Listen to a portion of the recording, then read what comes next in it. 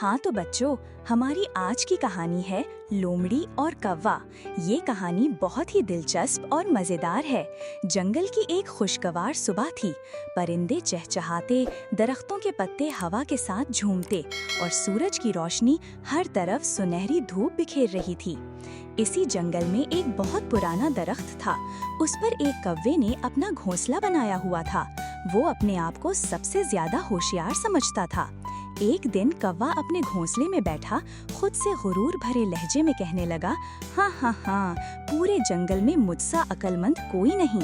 सब जानवर मेरी चालाकी के किस्से सुनाते हैं।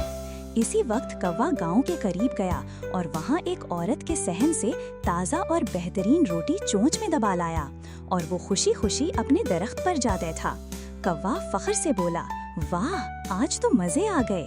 ऐसी गरम गरम रोटी तो किसी बादशाह के नसीब में भी नहीं होगी। इधर जंगल में एक लोमड़ी घूम रही थी।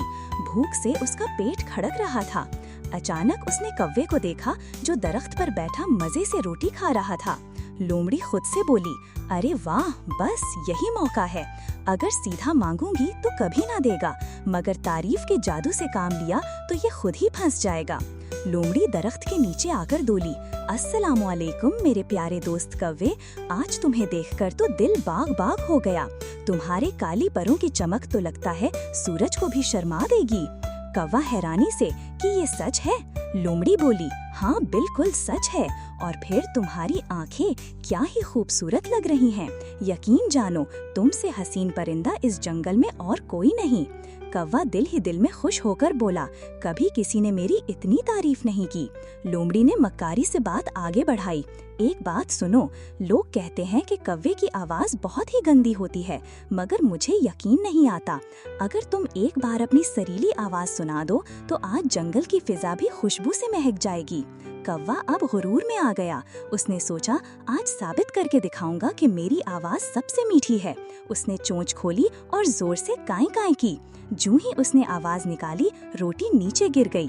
लोमड़ी ने झपट कर रोटी मुंह में दबाई और जोर से कहकहा निकाया, हाँ, शुक्रिया मेरे दोस्त, आज तो आपने मेरे खाने का बहुत ही अच्छा इंतजाम कर दिया है। लोमड़ी रोटी लेकर भाग गई।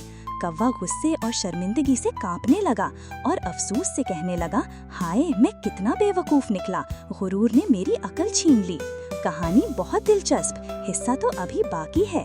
कुछ दिन बाद फिर कौवा गांव से एक टुकड़ा गोश्त चुरा कर लाया और दरख्त पर बैठा खा रहा था।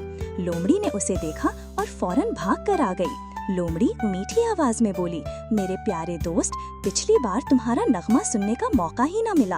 आज जरा गाना सुनाओ ना, मेरा दिल बहला दो। कौवा मुस्कुराया, मगर इस बार उसने अकल से काम लिया। उसने गोश्त पंजे में मजबूती से पकड़ लिया और चोंच खोलकर जोर से काई काई करने लगा। गोश्त गिरने के बजाय पंजे में ही रहा। कौवा जोर से हंसकर, हाँ, लोमड़ी मैडम, तुम्हारी मक्कारी अब नहीं चलेगी। तुमने एक बार मुझे धोखा दिया, मगर दूसरी बार नहीं दे सकती। लोमड़ी शर्मिंदा होकर दम दबा के वहाँ से चली गई।